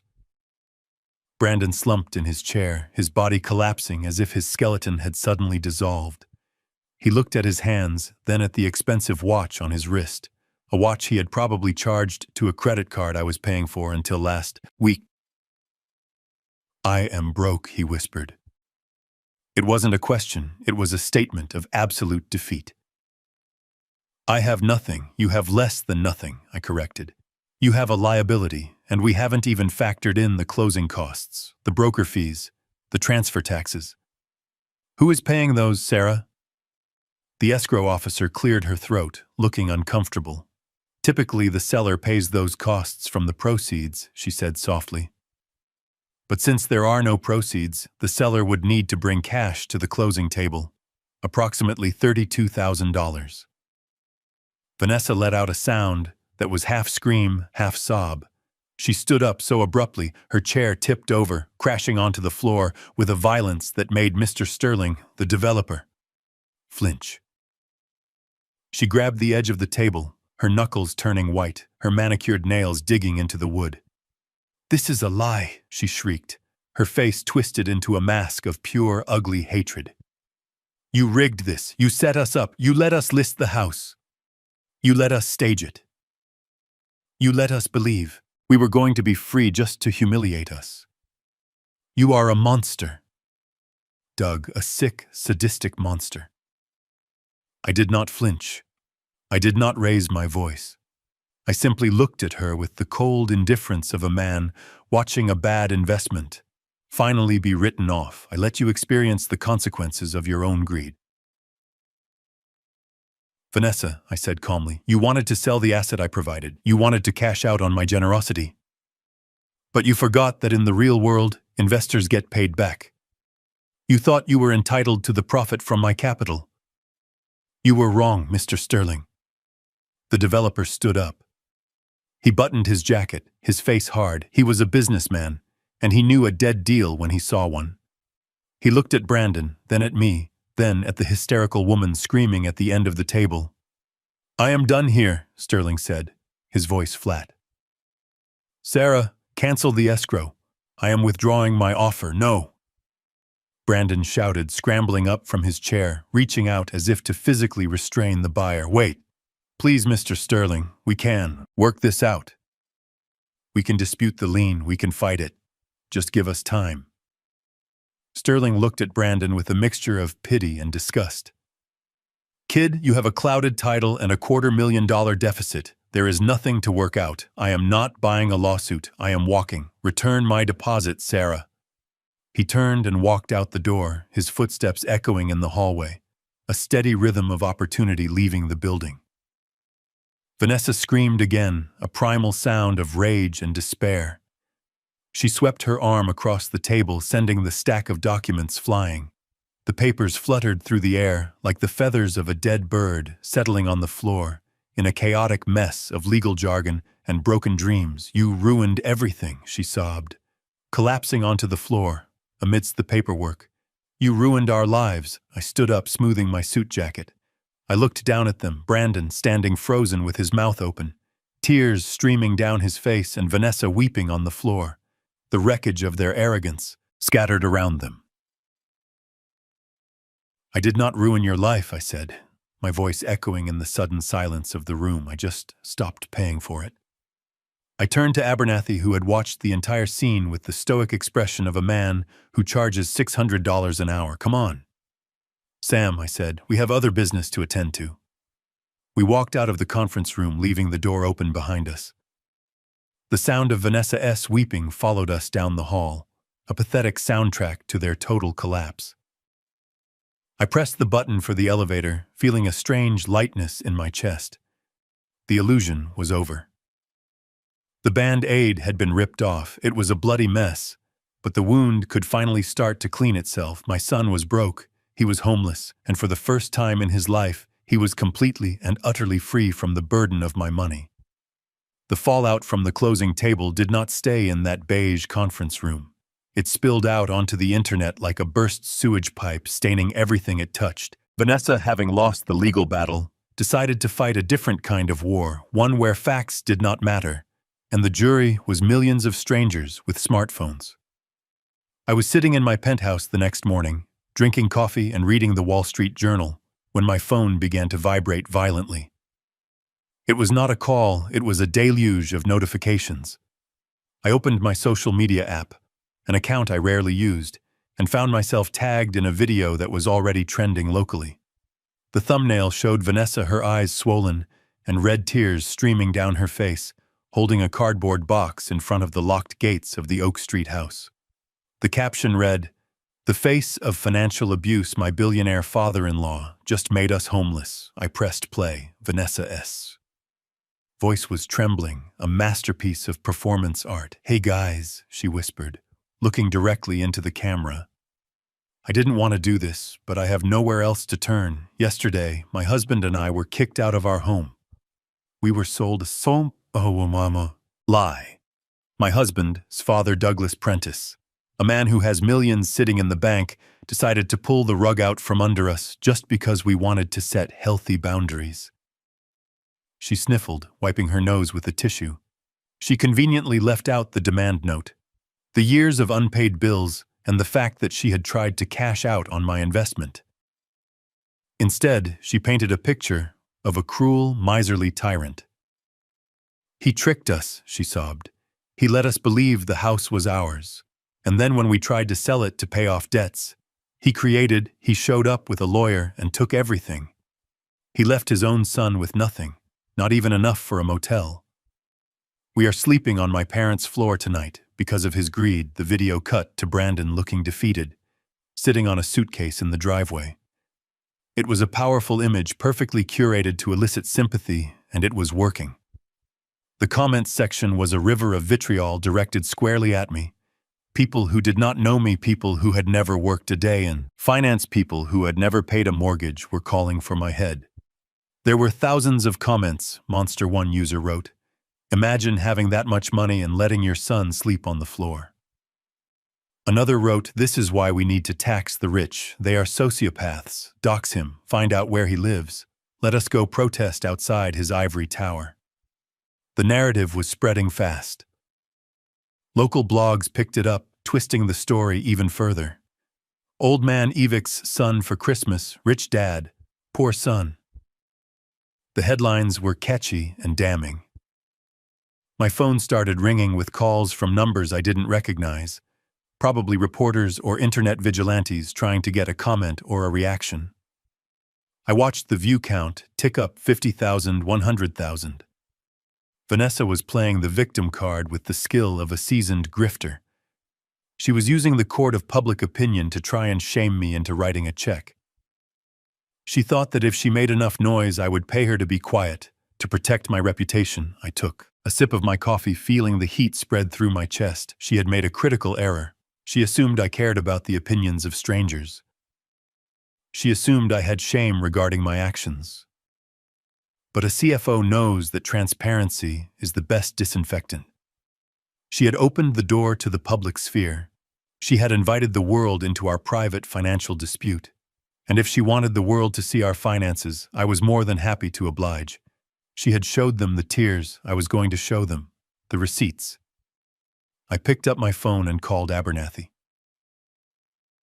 Sam, I said, my voice calm amidst the digital storm. Have you seen the video I have? Abernathy replied. He sounded weary. She is defaming you, Doug. We can sue for libel. No, I said, cutting him off. A lawsuit takes years. The court of public opinion moves in minutes. She wants a show, Sam. Let us give her one. Come to the penthouse and bring the projector. We are going live. I did not buy a ring light. I did not use a filter, and I certainly did not cry. I simply set up a high-definition projector in my living room, connected my laptop, and pointed the lens at the white wall behind me. Abernathy sat off to the side, holding a stack of notarized affidavits, his face stoic, ready to provide legal context if necessary. The view count on Vanessa's video had climbed to 500,000, and the internet mob was currently doxing my old address, threatening to burn down a rental property I hadn't visited in weeks. It was time to introduce a little thing called forensic accounting to the court of public opinion. I pressed the live button on my phone. The screen immediately flooded with angry emojis and hateful comments. People were calling me a tyrant, a hoarder, and worse, telling me to rot in hell for evicting my own grandchildren, even though none existed yet. I watched the hate scroll by for a full minute, letting the audience vent, letting them think they had the moral high ground. Then I looked into the camera lens with the same expression I used when firing an embezzler. Good evening, I said, my voice steady and clear. My name is Douglas Prentice. I am the monster you have been hearing about. I am the man who supposedly ruined his son's life for no reason. But before you light your torches, I would like to show you exactly what I have been paying for while my son and his wife were ostensibly struggling to survive. I clicked the remote in my hand. The projector hummed to life, beaming a massive spreadsheet onto the wall behind me. It was a consolidated statement of my bank transfers to Brandon and Vanessa over the last 12 months. The numbers were stark black on white, undeniable. Vanessa claims I abandoned them, I said, pointing to the first column. She claims they were living paycheck to paycheck, struggling to make ends meet. Let us look at the expenditures for the month of November. Specifically, the week she claimed they could not afford to fix their own furnace. I highlighted a series of transactions. The text on the wall was large enough for even the viewers on small screens to read clearly. November 3rd, the spa at the Mandarin Oriental. $350 for a facial and massage. November 5th, Nordstrom, personal shopper. $2,100 for a handbag. November 7th. The French Laundry, dinner for four, $1,800. I turned back to the camera. The comments section had slowed down. The insults were being replaced by question marks. "This is not the spending of a struggling family," I said, my voice hardening.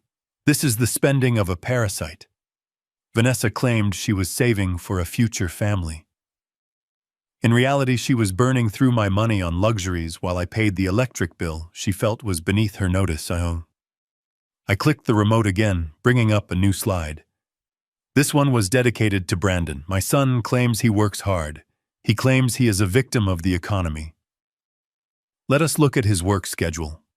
The screen showed a log of credit card charges, cross-referenced with timestamps from a golf course booking system. Every Friday for the last year, Brandon has charged greens fees at the Rolling Hills Country Club.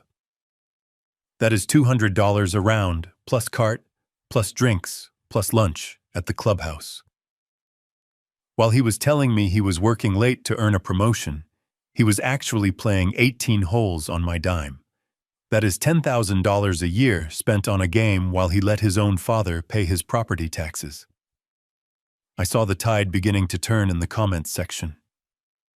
A few users were starting to type things like, "Wait, is this real? And she spent $2,000 on a bag while begging for rent." But I was not done. The pièce de résistance was the Carter family. I clicked the remote one more time, pulling up a series of receipts from a local tobacconist and a high-end liquor store. "And let us not forget the poor-in-laws," I said, the sarcasm dripping from my voice.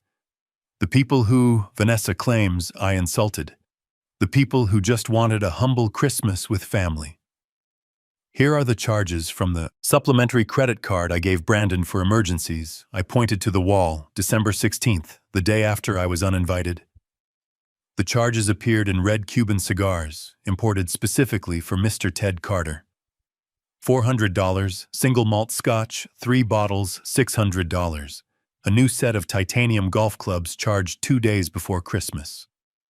$1,200. I walked closer to the camera, letting my face fill the frame. This man, Ted Carter, is currently living in my house, hiding from bankruptcy fraud in Florida. He is drinking my wine, smoking cigars bought with my money, and sleeping in a bed I paid for. And he has the audacity to complain that the pool is not heated. The internet mob is a fickle beast. It thrives on outrage, but it hates a hypocrite more than anything. The comments section, which had been a river of hate 5 minutes ago, suddenly reversed its flow. The flood of support was instantaneous and overwhelming. "Receipts," someone typed in all caps. He brought the receipts. She played us another rote. "Look at those numbers. That is more than I make in a month." "King behavior," a third user commented. "Cut them off." "Doug, let them starve." I took a breath, feeling the adrenaline of the moment. It was not joy, it was vindication. I was not trying to win a popularity contest. I was trying to clear my name. I did not evict my son because I am cruel, I said. Looking directly into the lens, I stopped paying his bills because he stopped respecting the man who paid them. I cut him off because he decided that appearances were more important than loyalty. He chose to lease a Range Rover to impress a fraudster instead of paying his own mortgage. He chose to humiliate me to please a wife who sees me as an ATM. I signaled Abernathy, who handed me the final document. It was the foreclosure notice. "They are not homeless because of me," I said, holding the paper up to the camera. "They are homeless because they tried to sell a house they did not own to pocket equity that did not exist. They tried to defraud me, and when that failed, they tried to destroy my reputation. Well, here is the truth. They are broke not because of the economy, but because they are greedy entitlement addicts. And I am the rehab facility, and the doors are now closed." I ended the stream without saying goodbye. The screen went black, but I knew the fire I had started was just beginning to burn across the internet. Vanessa had wanted to be famous. She had wanted attention. She had wanted the world to see her plight. Well, she got her wish. The world saw her all right. They saw her math, they saw her lies, and most importantly, they saw the price tag on her handbag. Abernathy let out a low whistle, clapping his hands slowly. "Remind me never to cross you, Doug," he said. That was not a press conference, that was an execution. I sat down in my chair, feeling the exhaustion wash over me. It was done, the public was on my side, but the war was not over yet. There was one more loose end, one more secret that needed to be exposed to ensure they could never climb back out of the hole they had dug. I looked at the security monitor on my desk, showing the live feed from the hidden cameras inside the Oak Street house. The cameras I had installed years ago for security and had never checked until today. "Get the police on the line, Sam," I said, watching the screen where Ted Carter was currently pacing the living room, throwing a vase against the wall in a fit of rage. "I think it is time we let the Florida authorities know exactly where their fugitive is hiding. And while we are at it, let us play the audio from last night. I want the world to hear exactly what they planned to do to me." The numbers on the spreadsheet were damning enough to destroy their reputation. But I had one final card to play, a card that would shift the narrative from financial irresponsibility to criminal conspiracy. I looked into the camera lens, my face filling the screens of hundreds of thousands of viewers who were now glued to the drama, unfolding in real time. You might be asking yourselves why I am being so harsh. I said, my voice low and grave. You might think cutting off financial support is punishment enough for ungratefulness, and you would be right if this were just about money. But it is not about money, it is about survival. I clicked the mouse on my laptop, opening a file named Living Room Camera, December 24th. It was a recording from the security system I had installed inside the Oak Street house 3 years ago after a string of break-ins in the neighborhood. I had never checked the feed, I respected their privacy. But after the uninviting call, I had a suspicion that the conversation didn't end when I hung up. I am going to play you an audio clip from Christmas Eve, I said. This is the conversation that took place between Ted Carter and his wife Linda while my son was out buying last-minute gifts and Vanessa was at the spa using my credit card. I pressed play. The audio was crisp and clear, picked up by the high fidelity microphone hidden in the smoke detector. Ted's voice boomed through the speakers, slurring slightly from the scotch I paid for. We need to accelerate the timeline. Linda, the old man is still lucid. If he figures out about the Florida indictment, he will cut the purse strings. We cannot afford that. Linda's voice was sharper, anxious. What do you want to do, Ted? We cannot just make him disappear. Ted laughed, a dark, ugly sound. We do not need him to disappear. We just need him to be managed. I have a friend in the city, a doctor who owes me a favor. We can make a case for early onset dementia. He is 72, Linda. He lives alone, he forgets things. We get him declared incompetent. We get Brandon assigned as his legal guardian. And then we control the trust. Once we have power of attorney, we can liquidate the portfolio and move the assets offshore before the feds catch up to me. We put him in a nice facility, one of those places where they keep them sedated, and we live out our golden years in peace. Paused the recording. The silence in my penthouse was absolute. Even Abernathy looked pale. The internet chat room, which had been moving at a blur, froze for a second, before exploding in a new wave of horror. They were not just mooching, they were plotting to lock me away. They were planning to steal my freedom, to medicate me into oblivion, just to access the wealth I had built. I looked back at the camera. They wanted to put me in a home. I said, my voice trembling with a rage I could barely contain. They wanted to take my mind and my life just to fund their fugitive lifestyle. This is the man my son chose over me. This is the man sleeping in my guest room right now. I switched the feed on the screen from the recorded clip to the live camera view of the Oak Street living room. It was a real-time broadcast. The room was dark, lit only by the streetlights filtering through the sheer curtains. Ted Carter was sitting on the sofa, nursing a drink, still fuming about the internet being cut. He had no idea the salsa world was watching him. He had no idea his voice had just condemned him. Then the room suddenly washed in blue and red light. It started silently flashing against the walls, strobing like a disco ball in hell. Ted stood up, confused, walking toward the window, pushing back the curtain. Outside the driveway was filled with police cruisers. They were not just local cops. There were federal agents, U.S. Marshals enforcing an interstate warrant. I watched on the screen as the front door flew open, splintering inward under the force of a battering ram. Ted stumbled back, dropping his glass. It shattered on the floor. A mirror of his shattered schemes. Police officers in tactical gear swarmed the room, rifles raised, shouting commands that were muffled by the microphone but clear in their intent. "Get on the ground! Get on the ground!" Now, Ted Carter, the man who thought he was untouchable, the man who planned to steal my life, raised his hands, shaking violently. He dropped to his knees, right there on the rug I had bought for Brandon's 30th birthday. An officer kicked his legs apart and zip-tied his hands behind his back. Vanessa ran into the room, screaming, wearing a silk robe she surely hadn't paid for.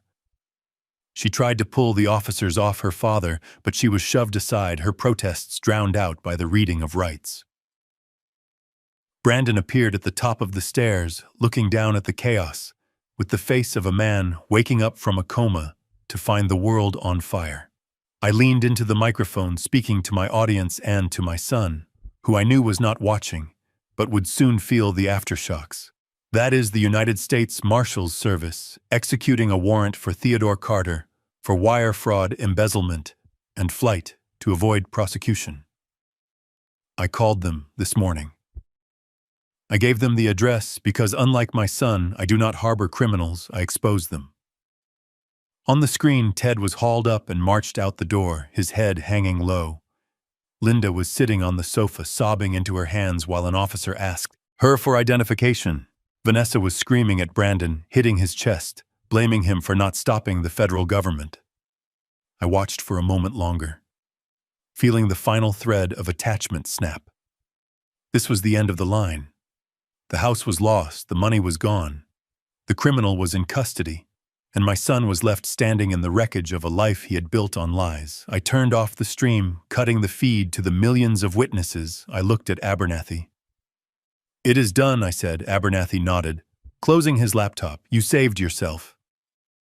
"Doug, that was self-defense." I stood up and walked to the window, watching the city lights. The anger was gone, replaced by a profound exhaustion. I had won. The victory was total, but as I looked down at the street 30 floors below, I knew that the hardest part was yet to come tomorrow. I would have to wake up and live the rest of my life knowing that my own child had been willing to sell me out for a man in handcuffs. The silence that followed the departure of the federal agents was short-lived because financial institutions do not like uncertainty, and nothing screams risk like a federal raid on a foreclosed property. First National Bank moved with a speed that would have impressed me in my prime. By 8 o'clock the next morning, the sheriff deputies were back, but this time they were not looking for a fugitive. They were looking for the keys.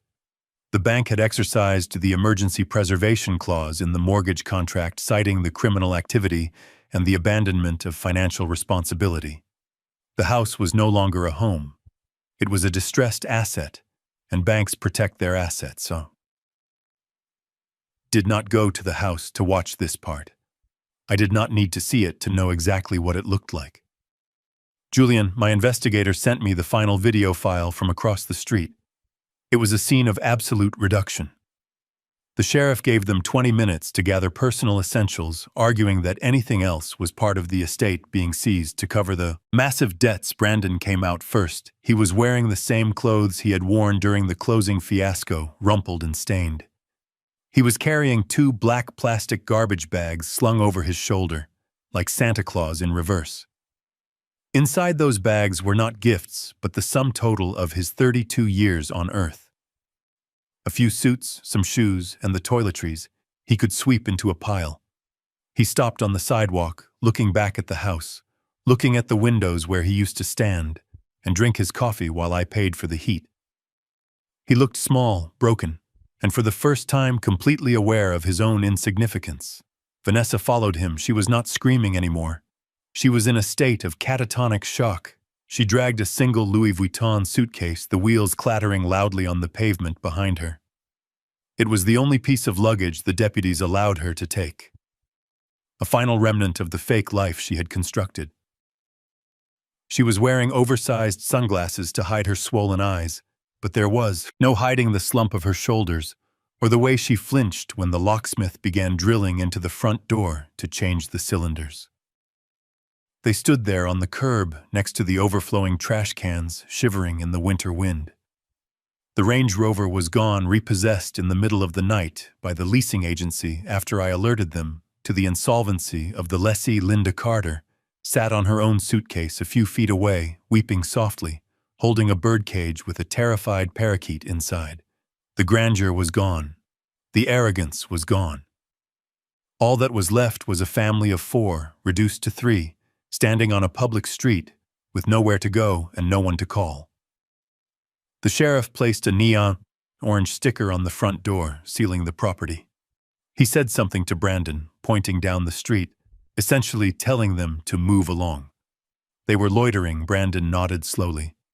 He picked up his plastic bags, his hands red from the cold, and began to walk. He did not know where he was going. He just knew he could not stay there. I watched the video feed terminate as they rounded the corner, disappearing from the frame. They were not just homeless. They were exiles cast out from the kingdom of my protection into the wilderness of the real world.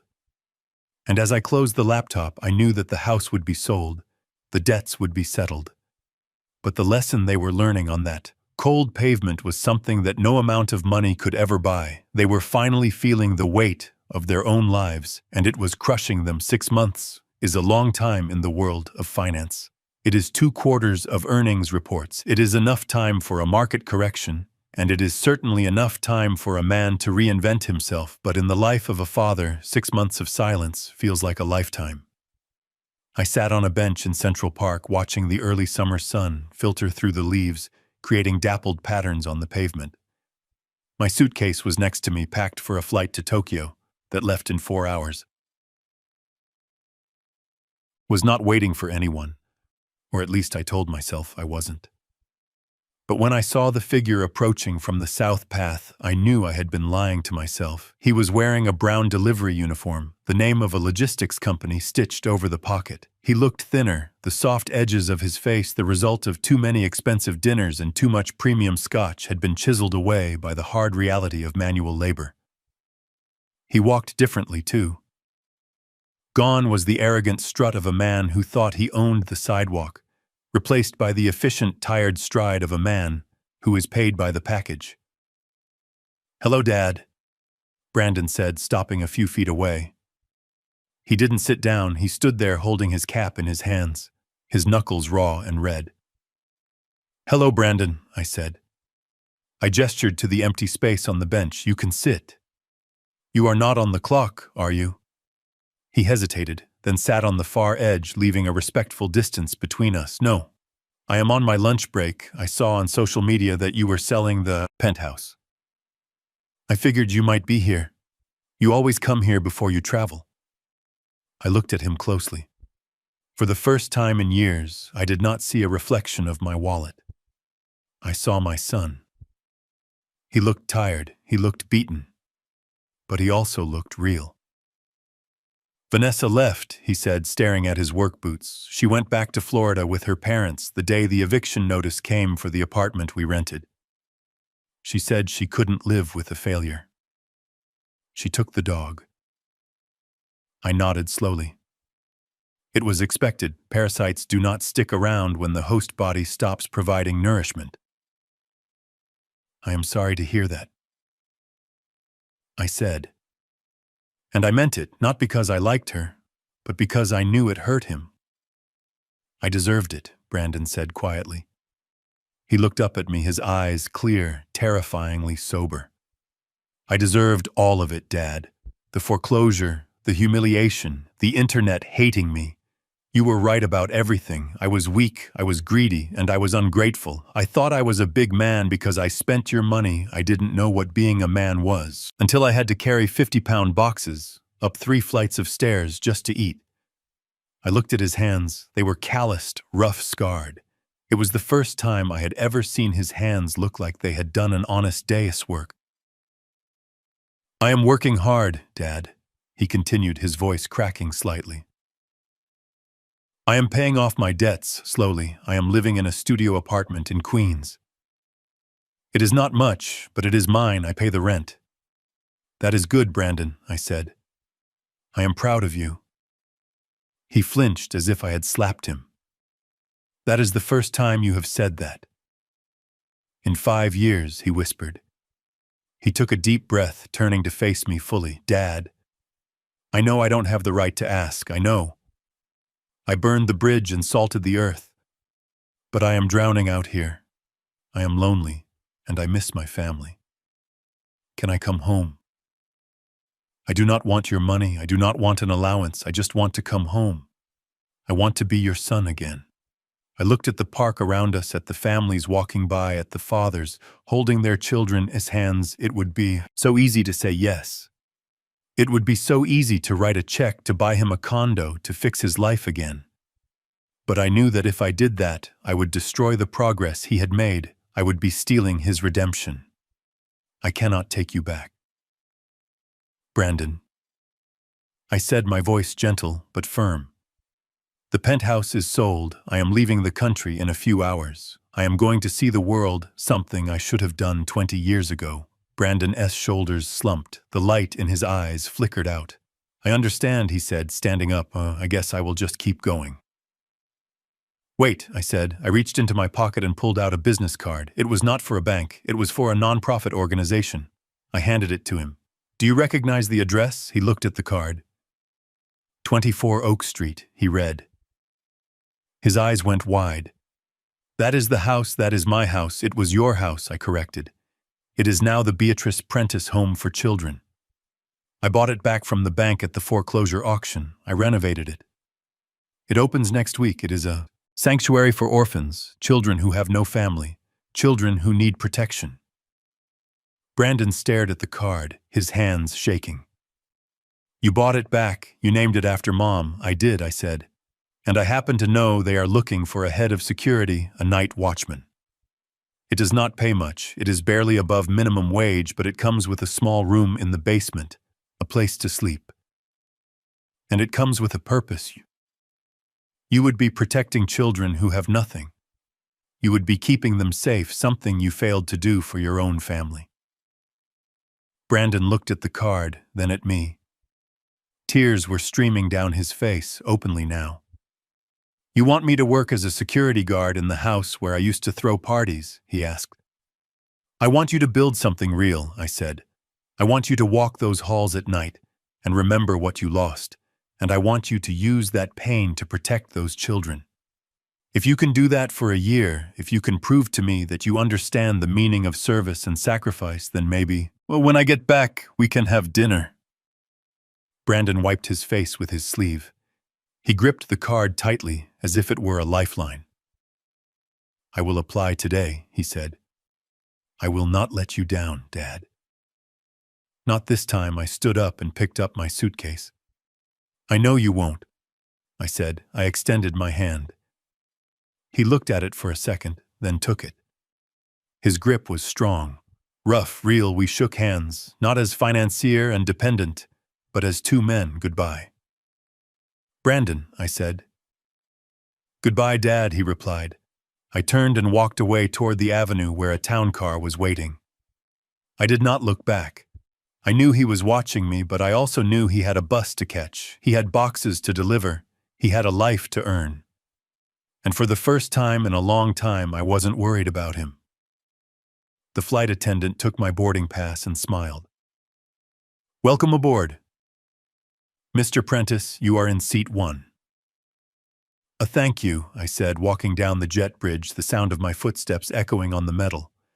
The plane was massive, a silver bird, ready to take me to the other side of The world I settled into the wide leather seat, accepting a glass of champagne from the stewardess. As the plane taxied down the runway, I looked out the window at the sprawling city falling away beneath me. I could see the grid of streets, the tiny cars, the millions of lives being lived in the canyons of steel somewhere down there. In a small room in Queens, my son was probably eating a sandwich, preparing for his shift. Somewhere in Florida, Vanessa was likely complaining to her mother about the humidity. I took a sip of the champagne.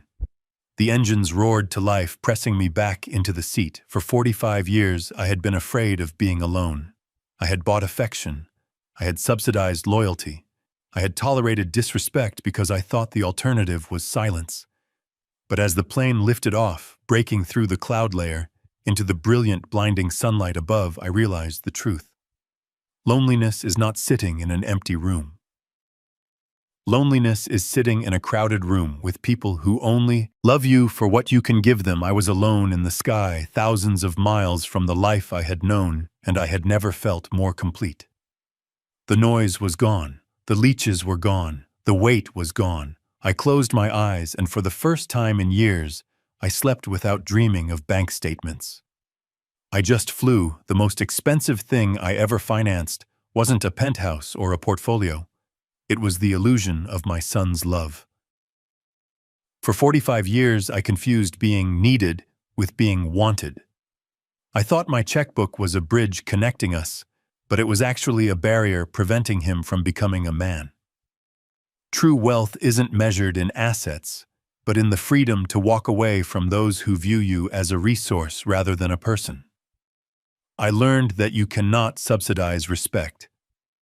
Sometimes the most loving thing a parent can do is close the wallet and let their child finally feel the necessary weight of their own life. If you believe respect should never have a price tag, hit that like button and subscribe to the channel for more stories where justice is the ultimate currency.